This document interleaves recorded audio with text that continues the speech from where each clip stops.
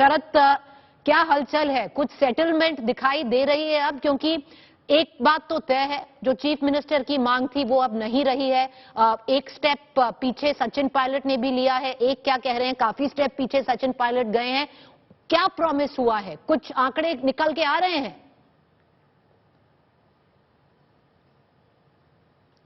देखिए, साथ तो थे, भले ही जयपुर और दिल्ली में थे, मगर साथ थे। दिल भी मिल रहे हैं क्या, ये बड़ा सवाल है। हम लोग कर्नाटक की बात करते हैं, छत्तीसगढ़ मॉडल की बात करते हैं, मगर मुख्यमंत्री अशोक गहलोत क्या सचिन पायलट को किसी भी भूमिका में स्वीकार करने के लिए तैयार हैं क्या? क्योंकि जो अंदर रुख रहा, जो हमारे विधायकों से, मंत्रियों से बातचीत हो रही है, मल्लिकार्जुन खड़गे राष्ट्रीय अध्यक्ष जो थे वो थोड़ा सा कड़े तेवर में थे।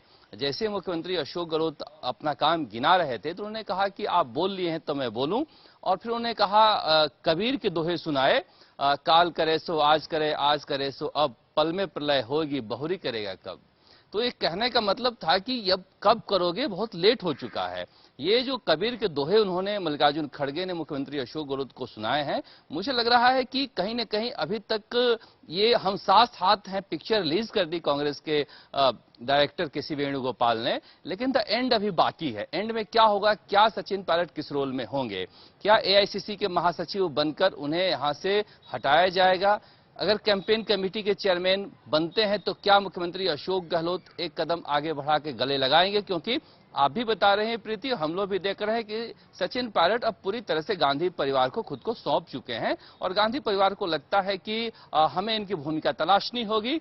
अब लोग कह रहे हैं कि ऐसी क्या इमरजेंसी थी, पैर में चोट लगी थी, 7 दिन का बेड रेस्ट था, 7 दिन पूरा होने वाला था कल, बहुत होता तो 7 दिन और हो जाता, ये मीटिंग ठीक होने के बाद सशरीर उपस्थित हो जाते अशोक गहलोत। मगर कांग्रेस ने दिखाने की कोशिश की है कि चुनाव आ गया है, अब आला भी हम हैं और कमान भी मेरे पास है, तो हम आपके बिना भी मीटिंग कर सकते हैं। आप चोटिल हैं तो वीसी से जुड़ जाइए। और जिन नेताओं को बुलाया गया था वो सारे वो नेता थे जो रिकॉन्सिलेटरी बात करते हैं, जो किसी धड़े के नहीं है और जो तेवर नहीं दिखाते हैं।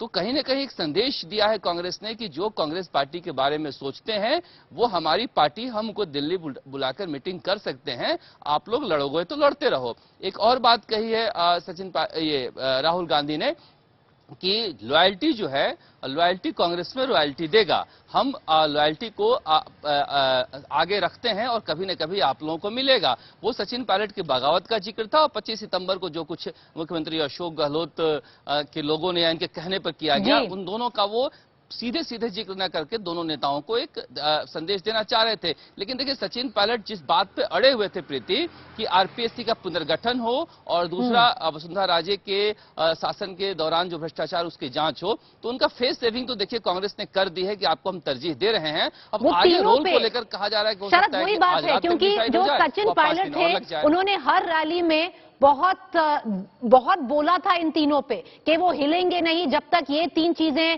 सरकार नहीं मानेगी। एक फेस सेवर दे दिया है उनको। अगर आप देखें तीनों में गहलोत जी ने वो एक्सेप्ट कर लिया है या उनको एक्सेप्ट करने के लिए बोल दिया गया है? देखिए, एक्सेप्ट कर लेते तो शायद केसी वेणुगोपाल को प्रेस कॉन्फ्रेंस पे बात नहीं कहनी पड़ती। उन्होंने कल ट्वीट किया, लेकिन ट्वीट में पुनर्गठन की बात जो है वो छुपा गए थे, जिसे केसी वेणुगोपाल को कहना पड़ा कि हम विधेयक लेकर आएंगे और कानून बनाएंगे कि कैसे सदस्य बन सकते हैं। क्योंकि अभी बाबूलाल कटारा पकड़े गए थे। अब राजस्थान में सही भी है कि जिसको जो मन चाहे मुख्यमंत्री बना सकता है आरपीएससी का सदस्य, और फिर पेपर लीक में पकड़े जाते हैं। तो फेस सेविंग तो दे दिया है, लेकिन वही मसला अटका हुआ है। बहुत सारे मंत्रियों और विधायकों ने, 4 मंत्री और विधायक ने कहा कि आप यहां पर बीजेपी से जीतने की बात तो कर रहे हो, राहुल गांधी, मल्लिकार्जुन खड़गे का, लेकिन जो हमारे 2 बड़े नेता हैं सचिन पायलट, अशोक गहलोत, उनको साथ लाओ, क्योंकि बीजेपी इसी मुद्दे पर हमें घेरती है। उनको कैसे साथ लाओगे, आप इसकी बात करो। राहुल गांधी और मल्लिकार्जुन खड़गे इस बात को सुन रहे थे, तो मुझे लग रहा है कि वो जो फीडबैक लिए हैं हो सकता है कुछ काम करें। प्रताप सिंह खाचरियावास जैसे नेता हैं, उन्होंने कहा कि पावर का सेंट्रलाइजेशन हो गया है, एक ही आदमी के पास पावर है, पावर जो है बंटना चाहिए, 3 महीने का समय है, पावर शेयरिंग कीजिए आप। रघु शर्मा जैसे नेता, उन्होंने कहा कि अच्छे 98 के बाद हम कभी बहुमत में नहीं आए हैं। पिछली बार अशोक गहलोत, सचिन पायलट साथ थे, तब भी हम बहुमत में नहीं आ पाए। तो स्थिति इतनी आसान नहीं है। और राहुल गांधी ने कहा कि योजनाएं जो है अच्छी हैं, मगर सिर्फ योजनाएं नहीं जिता सकती हैं। तो मुझे लगा कि घर संभालने की एक कवायद की शुरुआत है और आज बहुत अच्छा खुशनुमा माहौल में सारे कांग्रेसी खुश हैं वहां से, और सचिन पायलट भी खुश हैं, जो गए थे वो खुश हैं, कार्यकर्ता खुश हैं। मगर फिर कह रहा हूं कि प्रीति, अभी पिक्चर का तो एंड है, देखिए पिक्चर हर जगह बाकी है। महाराष्ट्र में पिक्चर बाकी है, राजस्थान में पिक्चर बाकी है, हर जगह बाकी है। बने रहिएगा शराब आप हमारे साथ। I just want to bring in Rashid Kidwai, Sanjay Jha into this conversation. Rashid Kidwai, what are your sources telling you? Earlier on, it seemed that the Congress was not in a mood to entertain Sachin Pilot. That has thawed right now. One by one, leadership issues or the crisis that has been faced is seemingly getting resolved in each state. We just saw what went down just 4 days ago, where Mr. Dio was given deputy CM-ship. This is a little more complicated than that. But Rashid Kidwai, what was offered? Because we are given to understand, number one, Sachin Pilot was very clear that he wanted to be the campaign committee in charge where Rajasthan is concerned. At least he'll have a sane ticket distribution.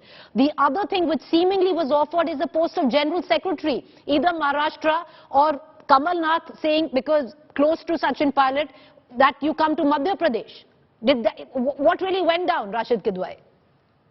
I think, Preeti, today's upshot is that assertive Kharge, it is a return of the high command culture. The Congress president is having a kind of, leverage and a kind of mandate that, he can resolve things independently. So it's a bad day for Ashok Gehlot for a variety of reasons, but I'm not sure whether it's the end game for Ashok Gehlot, because his camp can play some monkey trick. So we have to wait and watch. But I think in terms of optics, the fact of the matter is that Mr. Kharge is not only able to tame Ashok Gehlot, but he has also brought Sachin Pilot on board. Now Sachin Pilot is ready to take a Delhi assignment or assignment in Jaipur. So he is not, he is not blocking anything. So in that sense, all credit should go to Mr. Kharge that, as you cited example of Chhattisgarh, then we've seen in Karnataka, we've seen it in many places. So Kharge is doing it in a very decisive manner. I've covered Congress for many decades. I have not seen that, either Sitaram Kesri or PV Narasimha Rao,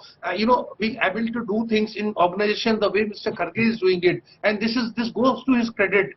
And recently he had a one-on-one meeting with Rahul Gandhi. So it seems that he and Gandhi family are not on the same page, and he's able to do much more. So this is is a positive signal for the Congress, big day for Congress, as I said. Now how Mr. Gehlot reacts to all this, because just one last thing, Preeti, the fact that Congress saying that, no chief ministerial face will be projected is all right. When there is not an incumbent Congress chief minister, it's bizarre, because you can't say this that Bhupesh Baghel will not be the chief ministerial face in Chhattisgarh. So the fact that they have said that Ashok Gehlot, in effect, what Venugopal has said, that Ashok Gehlot would not be a chief ministerial face in Rajasthan, I think this is very, very significant.